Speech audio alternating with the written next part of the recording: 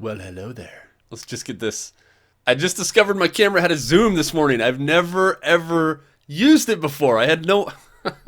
I've used this camera for over, what, a year? I never knew. It's this little button right up here. You're just a big old dummy dumb. Well, if things get serious, I just might punch it in.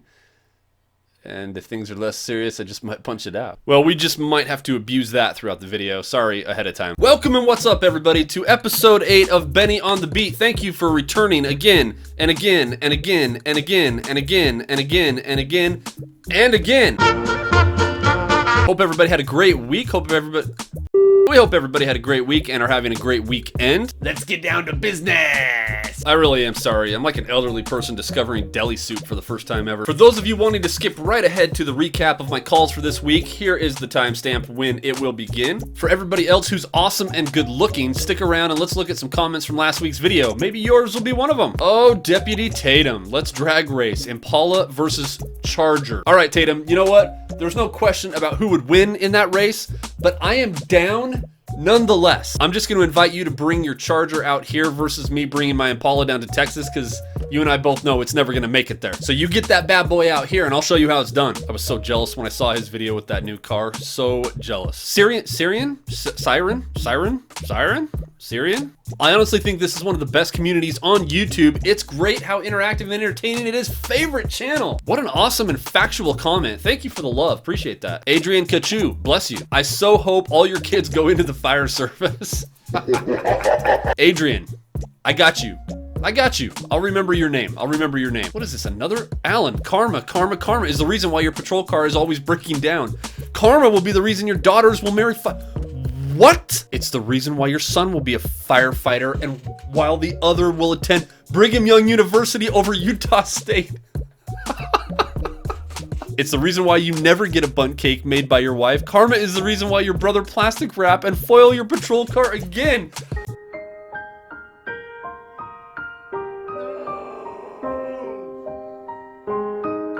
Alan, Karma.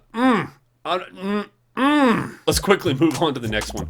Bloodshot 54, do you like working solo or with a partner? You know what? I kind of misled you guys in the last video. I made it sound like I have a partner. I was talking about my backing officer. We refer to them as partners sometimes. I don't actually have a partner with me in the car. We ride solo in the agency that I work with. But I've ridden with other officers before on occasion, and I can tell you I personally prefer working solo. Plus, most other cops don't like the music I listen to. Yeah, I done made $20 million. I don't flex to be acknowledged. At this point, it's common knowledge. All you haters been abolished. You in the club throwing dollars, but I'm saving mine so my kids go to college. I'm having fun with your guys' comments today. We're gonna keep going. We're gonna do a few more than we usually do. I like this. David Brown, didn't you wreck a brand new Silverado when you were... Where did you get that information? No. Have I ever said that before? Where would you get an idea like that, David? Tim Bobet, who's coming to the rescue when Dunkin' Donuts catches fire? Tim's been on the channel quite a while. He's a firefighter. He must be responding to the love I've been giving the firefighters lately. Okay. Watch me. Valid point, Tim. Valid point. Blue Planet Martian. Hey, Ben, why do cops touch the taillight of the cars they stop during traffic stops? This is like one of the most common questions when it comes to police, and I think we've talked about it before. There's actually no real good reason I can tell you guys. When I went through the academy, they told us to do it so that we would leave some DNA on the back of the car in case we got shot and killed. I think that's a stupid reason. The only good reason I can think of is if it's a car with a trunk, we put our hands on the trunk to make sure that it's shut so that somebody doesn't pop up behind us. Ruby, great stuff. You are so funny and dorky. Dorky? What makes you think I'm dorky? Let's get down to business. Yeah, I'll give you a pass on that. I cannot get enough. They just opened a bundt cake place here in Amarillo, Texas. All right, Amarillo, congratulations. That's pretty awesome. Thank you, Ruby. All right, maybe a couple more. Stefan Pedersen, Stefan.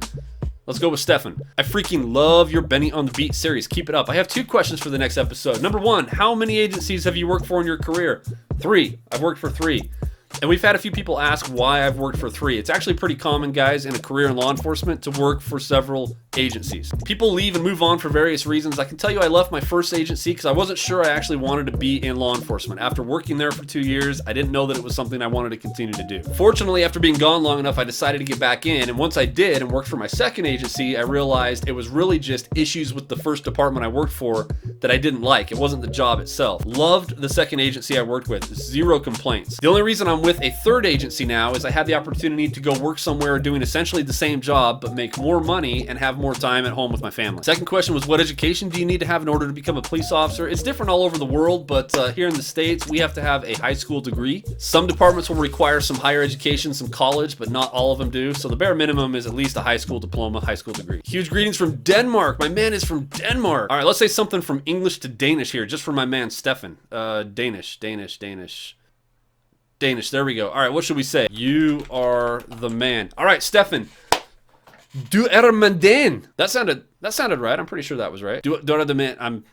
I don't know. Let me know how I did. All right, we'll do one more before getting into the recap. I appreciate all the comments and questions. You guys keep them coming. I'm sorry I can't get to all of them on the video, but you guys are awesome. Peppa, hey fellas, loving these videos, man. One question: would you say being a police officer is more of a fun or more of a stressful job?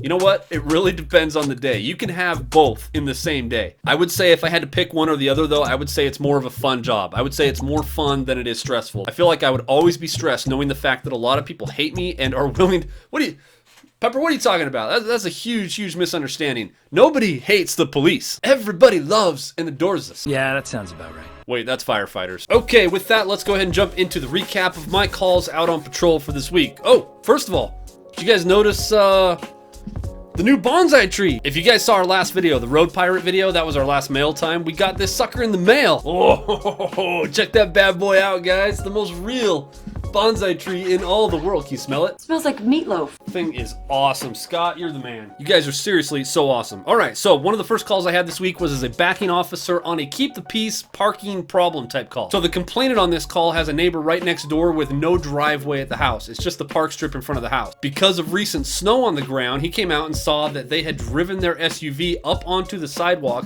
on his grass across his property so they could go on the sidewalk and park on their grass. Not cool. So he's got tire and tread marks right across his lawn so these jokers can get like right up to their front door. Come on, people. So we went over to talk to him and she wouldn't answer the door. We think she was there. We could hear people inside, but she didn't want to answer the door. So in the city I work in, we have a parking authority that handles all the parking issues in the city. It's not something we usually deal with, but they do give us a ticket book for special occasions when special individuals deserve a ticket. So they got a parking ticket for driving over their neighbor's lawn and over the park strip. Then we went on a call to the side of the city. I don't usually work, but they had no officers available, so they took us and sent us over there. It was to the state liquor store. Always a wonderful place for the police to get called on the weekend on swing shift. So apparently like a week earlier, they had somebody steal a backpack from the store and they had it on camera and the suspect returned and was now at the store again. So we went down there and talked to her and she had some issues. She had some mental health issues going on. She was really scared, obviously, that we were talking to her. But we talked to the liquor store, looked at the picture. Sure enough, it looked like her. So I chatted with her for a few minutes. She immediately acknowledged having the backpack. She said it was an accident. She picked up the wrong backpack and she left it at her mom's house. So I ended up finding the case from a week earlier when they took the initial report. I did a supplemental report so that it could go up to the detective to help them solve their case. Then I went up to assist another officer trying to find a punk 17-year-old who had thrown a brick at his parents' house's window. You're 17 years old and you're vandalizing your own parents' house.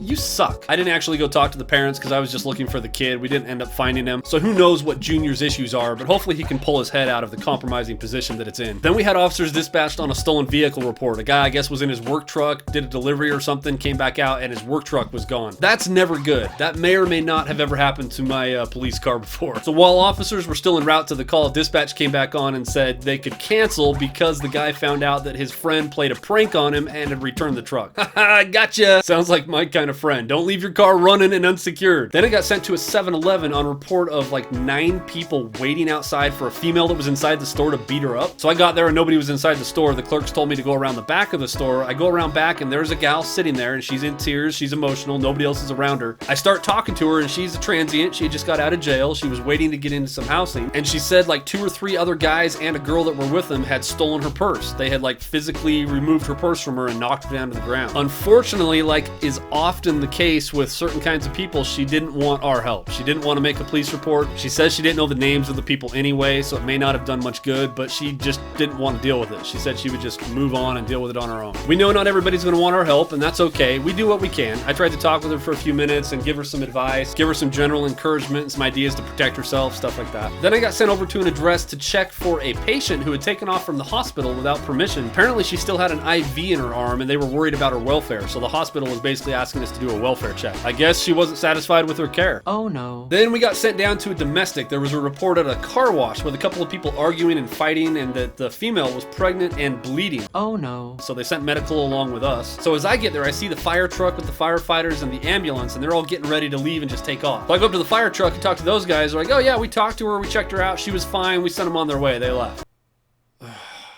Firefighters, gotta love them. They did their job, kicked them on their way, probably even helped them out. They probably said, hey, the cops are coming, you may want to get on your way here. Don't worry about the fact there may have been a crime involved, or they may still be together and she may still be in harm's way. I mean, it doesn't matter.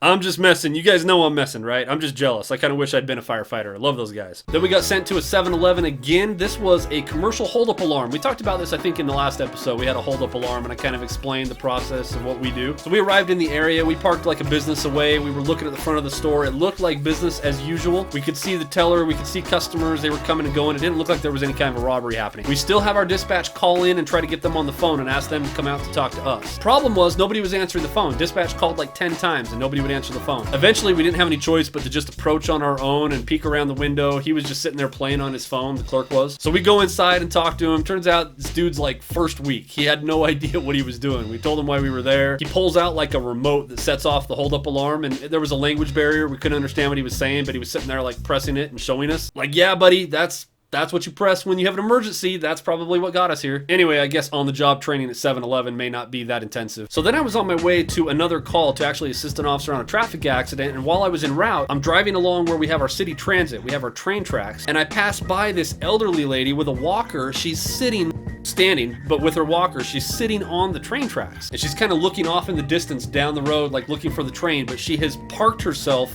on the train tracks. I didn't know if this was her way of trying to go out with a bang, or if she was like stuck, her walker leg was stuck in the tracks. I didn't know. So I told dispatch I was going to be delayed. I went around the block to come around and try to check on her, and once I got around the block, she had disappeared. Did she die? And no, there was no train that had come through. The train hadn't made it there yet. She was just gone. Then we had a call that, at least upon dispatch, I had to kind of shake my head and wonder, like, why in the world we get called on stuff like this. This was a report of a female outside a particular business that was acting strange. Now, in and of itself, there's not really anything there, right? Like, acting strange is not against the law. It's not really a reason to call the police. But even more so when the building she is at is the city mental health offices. This is where people with mental health issues come to have appointments and get help. So almost everybody in and out of that building and around it is going to potentially be acting strange. But we get dispatched, so we go down to check it out. So we got down there, and that lady was still there, and she was, sure enough, she was pacing up and down the sidewalk, and I guess she'd been in and out of the building a couple times. But the woman she was freaking out was just a friend of somebody else that was in an appointment at the building. And when she came up to talk to me, she said, she's just freaking me out. She's like mumbling to herself, and she's walking in and out of the building. I feel threatened. You feel threatened? Like, what? I just told her, if you feel threatened, like, you don't need to be out here on the sidewalk. Like, go be with your friend, or maybe go wait in the car. Don't sit there and be around her if this lady is like giving you the creeps. We still ended up going and talking to the lady and just verifying who she was, and she got on her way and left. But seriously, there's a lot of issues people could resolve themselves that don't necessarily warrant having the police involved. But whatever, that's never gonna change. That's why we're here. Then I had a telephonic where I called the lady that was concerned about problems she was having with her neighbors. So I called her, and she was telling me about all these issues. She's had like this ongoing feud with these neighbors next door, where they would come out and like just stare at her when she was going to work. Apparently they were shoveling snow off their grass and actually throwing it over into their driveway. Just like general bad neighbor type stuff, but it was really nothing that was crossing the line of breaking a law, right? So I talked to her for a few minutes about some ideas she could do to try to protect herself, things she could do like in court, civil orders and such. Just some general ideas, since it didn't really involve a violation of law and there really wasn't much that the police could do. Then we got sent with the fire department again on a psychiatric issue. This was at a nursing home, like an elderly care facility, where apparently one of the patients was threatening to jump off the roof. I guess she also was not satisfied with the care that she was receiving. Oh no. So we got there and met this individual. We actually were unable to communicate with her because she was so deaf and none of us knew sign language. In the end, we really couldn't see or find anything ourselves to show that she was a danger to herself, but the nursing staff wanted her to go to the hospital, so it just turned into a nursing staff medical type thing. Really had nothing to do with us. All right, guys, that's about it for the calls this week. Hope you guys are enjoying this stuff. If you are, please remember to leave a like on the video. Please share it with your friends and family, and if you're not already, please subscribe to the channel. All that stuff helps more people find our content, and we really appreciate it. All right, love you guys. Can't wait to see you until the next video. Everybody have a great week. Yeah, I done made $20 million. I don't flex to be acknowledged. At this point, it's common knowledge. All you haters been abolished. You in the club throwing dollars, but I'm saving mine so my kids go to college. Or maybe whatever they wanna do. Let's get down to business.